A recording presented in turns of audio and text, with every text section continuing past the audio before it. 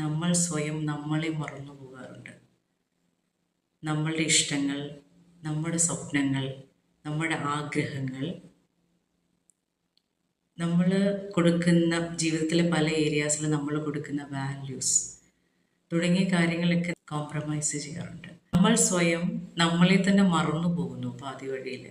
എന്തായിരുന്നു ഞാൻ ആഗ്രഹിച്ച ജീവിതം, അല്ല എന്തായിരുന്നു എൻ്റെ ഇഷ്ടങ്ങൾ, എങ്ങനായിരുന്നു ഞാൻ ഓരോ ദിവസവും മുന്നിലേക്ക് പോയിക്കൊണ്ടിരുന്നത്, എന്തായിരുന്നു എൻ്റെ ഡ്രീം ലൈഫ് എന്നുള്ളത് തുടങ്ങിയ കാര്യങ്ങളും നമ്മളുടെ സന്തോഷവും നമുക്ക് സന്തോഷം നൽകുന്ന കാര്യങ്ങളും നമ്മളുടെ എനർജിയും ഒക്കെ നമുക്ക് എനർജി നൽകുന്ന കാര്യങ്ങളൊക്കെ നമ്മൾ ആദ്യ വഴിയിൽ മറന്നു പോകുന്നു. അങ്ങനെ ഒരു റിലേഷൻഷിപ്പിൽ ഫുള്ളി ഇൻവോൾവ് ആയി പോകുമ്പോൾ, നമുക്കിടയിൽ വെച്ച് ആ റിലേഷൻഷിപ്പ് ബ്രേക്കപ്പായി പോകുമ്പോൾ നമ്മൾ കംപ്ലീറ്റ്ലി ലോസ്റ്റ് ആയി പോകും. നമ്മൾ വളരെ സുഖകരമായ ഒരു റിലേഷൻഷിപ്പിലാണ് പോയിക്കൊണ്ടിരിക്കുന്നതെങ്കിലും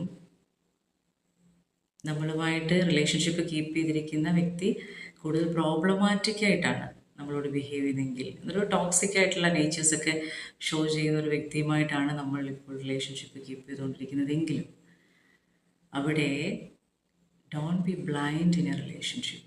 ഏതൊരു റിലേഷൻഷിപ്പിലും അന്ധരാവാതിരിക്കുക.